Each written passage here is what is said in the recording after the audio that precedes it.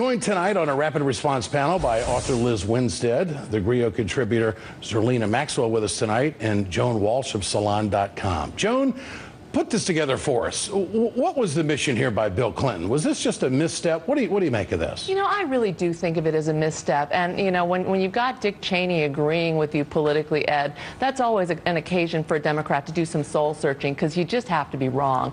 And I think President Clinton is wrong in this case. There are certainly true stories. There really are true stories of people who've lost policies that they want. I don't know how many of them there are, but the kinds of fixes that what President Clinton did is only dangerous in the context of particularly red state Democrats panicking.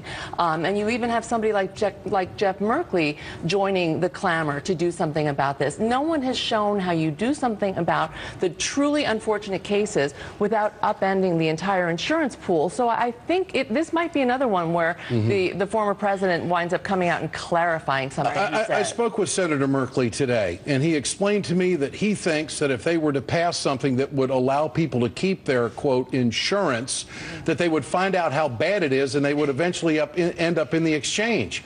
I have to disagree with that.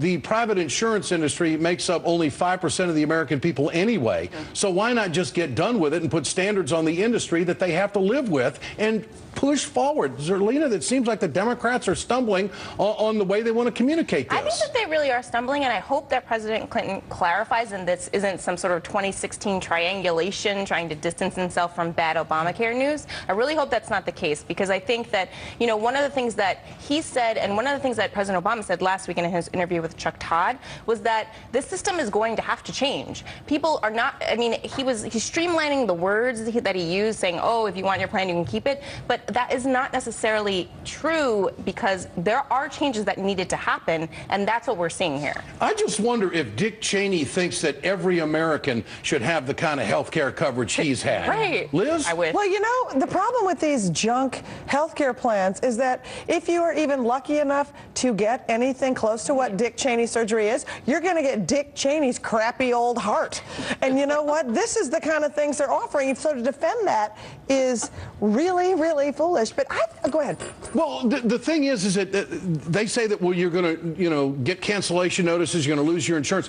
What, do you think that insurance companies haven't been canceling any insurance policies up to now? Right. You get sick, you get cut off. Right, rescission. That was something that happened before Obamacare. It's almost like before Christ. Before Obamacare, you could get dropped. So, Liz, why couldn't Bill Clinton just explain that in a short sentence? You know, because I think what Bill Clinton sees, and the thing that when I heard this is the case, right? I think the biggest fundamental problem that the president made when saying if you like your health care plan, you can keep it, was that they assumed that small percentage was going to sound good to people, but when you parse that out to millions of people, that's where it got bad. And I think that is where this whole thing went. It's like, yeah, it's a tiny bit of people, but it's millions of people, but still, it goes back to what all y'all have said, which is, oh my God, they've been doing this way before Obamacare, and this is going to stop. Joan, what about rate increases? We've seen rate increases in health insurance over the last 15, 20 years. And during the Bush years, there were double digits many of those years. People are acting now like, well, my insurance is going up a little bit under Obamacare. It must be bad. Right. It's simply not the case. How do they fight back against this? I think they fight back. I think they got good news today on the number of enrollments. You like the numbers? I like the numbers. The numbers aren't perfect, but they're, you know, they're better than the Massachusetts numbers were in the first month. They're a higher percentage of the uninsured who bought insurance. A lot of people are browsing. We know they're going to buy much later. So those are good numbers. I don't, you know, it goes back to what the president said, and that now that we parse it, it wasn't true, and that's what's causing the trouble. If those representations hadn't been made, we wouldn't. I don't think we'd be having this controversy.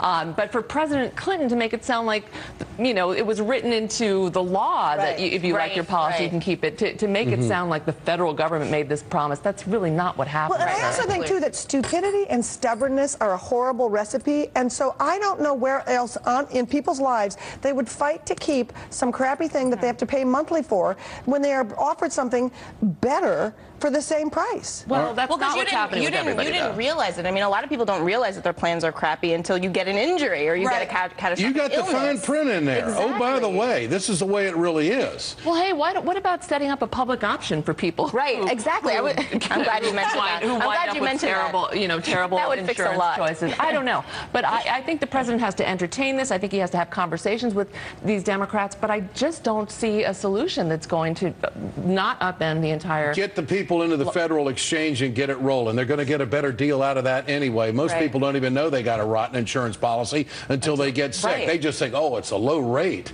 so gosh, I'm going to go ahead and take it. Geraldo Rivera just said President Clinton is just setting up his wife's candidacy with his comment. Here it is. The toxicity bill that you suggest is exactly why Bill Clinton abandoned the president. He is looking to his wife's prospective candidacy.